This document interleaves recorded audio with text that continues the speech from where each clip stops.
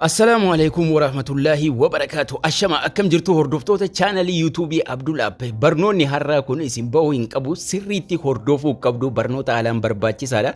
Appilikeeshinii barnaamija namni martinuu namni bilbila fayyadamu marti dirqama bilbila irraa qabaachuu fi itti fayyadamuu qabu.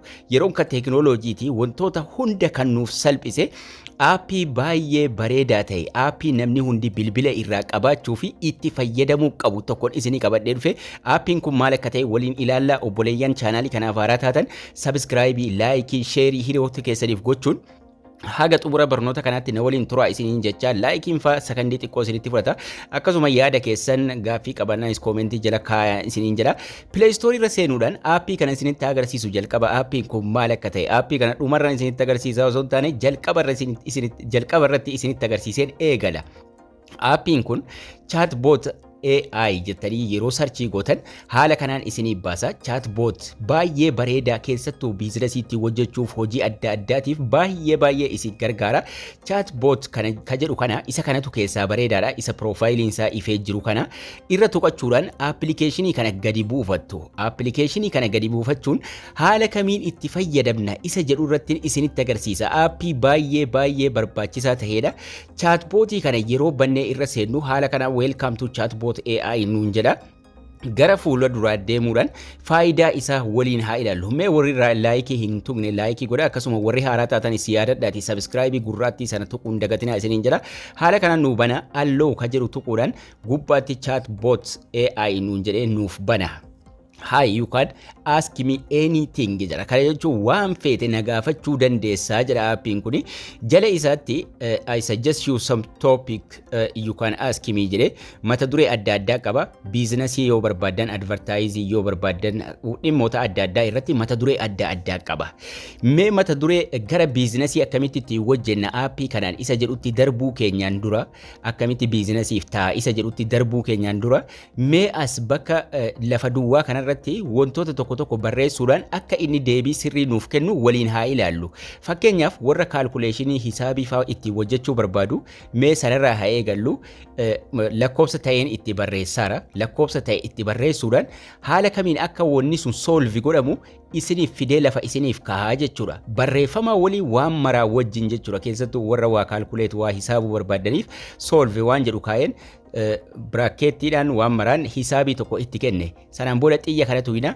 Yeroo xiyya sanatu hixan hisaabiin sun akkamitti akka deebiinsaa sana dhufu tokko lama jedhee lafa nuuf kahaa jechuudha. Kana solvi gochuuf kana fayyadamnaa waan jedhuun seera isaa eeguudhaan tartiibaan jalqaba kam akka kaalkuleet gochuu qabdu sanaan booda meeqatti akka galfannu akka simplify godhaa deemnu mara nuuf kaa'ee dhuma irratti deebiin isaa meeqa akka nuuf ta'e nuuf kennaa jechuudha. Deebii isaa qofatu hin ta'in akkamitti akka dhufee waliin mara isaa waan mara isaa fidee lafa nuuf kahaa jechuudha. Hisaabii irraa immoo achi deemtanii yoo waan histirii namaa barbaadan namni kun eenyu isa jedhu yoo barbaadan maquma nama sanaa qofa itti barreeffattu. Maqaa nama sanaa yeroo isin itti barreeffattan waan mara isaa gadi isiniif fida. Gara biizinasiittis isin geessaan jira jechuudha. Fakkeenyaaf maqaa namaa yeroo asirratti katabdanii sarchii gootan solviigaa waan akka kaalkuleeshinii adda addaa waan maraa isiniif dalagaa. Akkasuma maqaa namaa tokko itti barreessinu fakkeenyaaf Jawaar Muhammad jedhee irratti barreessu yeroo isin waan sana barreessitan sarchii gootan eenyu akka ta'e namni sun barreeffama bal'inaan fidee isiniif kahaa jechuudha. Xiyya sanatu hiixu maqaa nama sanaa barreessuudhaan mata duree isin gaggaafattanii namni sun eenyu akka ta'e bal'inaan isiniif fidaa jechuudha. Nama abbaa feetan itti galchitan namoota waansa jaraa baruu barbaadan histirii jaraa yoo barbaadan maqaa jaraa barreessuudhaan histirii baakgiraawundii jaraa eenyu akka ta'an maal akka ta'an bal'inaan irraa argachuu dandeessu jechuudha. Waan feetan bakka sarchii dhumarratti barreessuudha kan isinirraa eegamu jechuudha. Fakkeenyaaf Neelsan Maandeellaa yoo jettan Neelsan Maandeellaan eenyu akka ta'e Maandeellaan eessatti akka dhalate bara kam keessa akka ture wanna mara isaa nama biyya kamii akka ta'e lammii biyya kamii akka ta'e wajjin waan mara isaa isiniif fidaa jechuudha.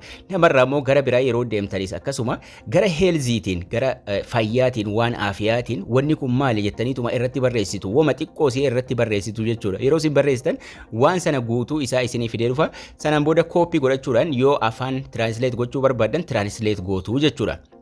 waan feetan gara heelziitiinis nama feetan irratti argachuu dandeessu kaalkuleeshinii barbaadan isiniif deebisa waan feetan waan dhukkubaa wal qabates wanni kun maali jettanii irratti sarchii gochuu dandeessu yeroo isin sarchii gootan bal'inaan isinii fida kooppii godhataniituma yoo afaan ingiliffii rakkisa ta'e waan sana deemtanii gara tiraansleetii afaan oromootti afaan barbaadanii tiraansleet gochuudhaan dubbisuu dandeessu. Heertattaakii jechuun maali? Dhukkuba onnee kun ka attaak nama godhu maal jechuudha? Yeroo isin jettanii sarchii gootan waan dhukkubaa wal qabates waan marasaa waan qulqulluu ta'e waan intarneetii irratti reejistar ta'e waan qoratamee namni baay'een irratti walii gale qofa fidee asirratti isinii baasa waan hin taane fidee hin baasu.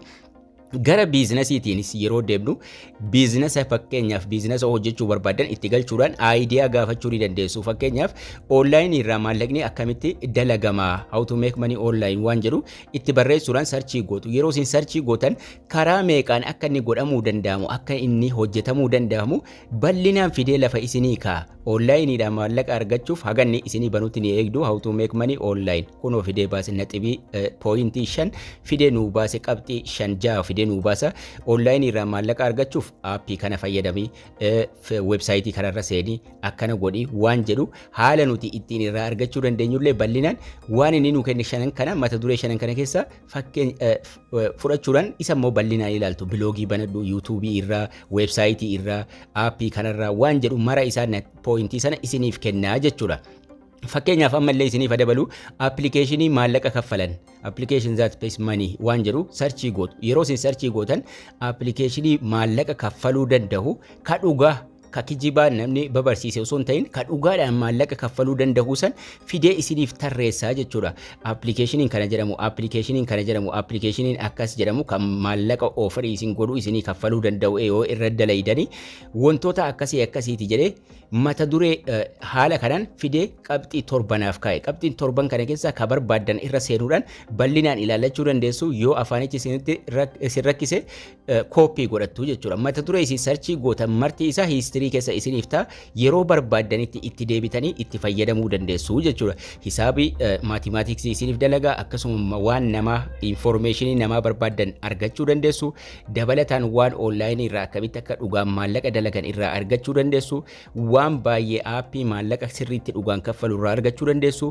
Yaada hojiillee yoo barbaadan biizinasiin akkamitti hojjetama onlaayin biizinasii isa ta'u shooppawwan barattanii yoo barbaadan sanas guutuu isaa salphaadhumatti fidee isiniif baasaa jechuudha. Kanaafuu tiraansleet godhaa irraa fayyadamuu dandeessu. Aappii baay'ee bareedaadha kan namni hundi bilbila irraa qabaachuu qabu. Itti fayyadamaa isiniin jechaa egaan barnoonni keenyas kana fakkaata. Warri haaraa taatan sabiskiraayibii akkasuma laayikii sheerii hiriyoota keessaniif gochuu hin dagatinaa isiniin jechaa egaan haga barnoota kutaa ittaanu walitti deebinutti turtii gaarii nagayaan tura.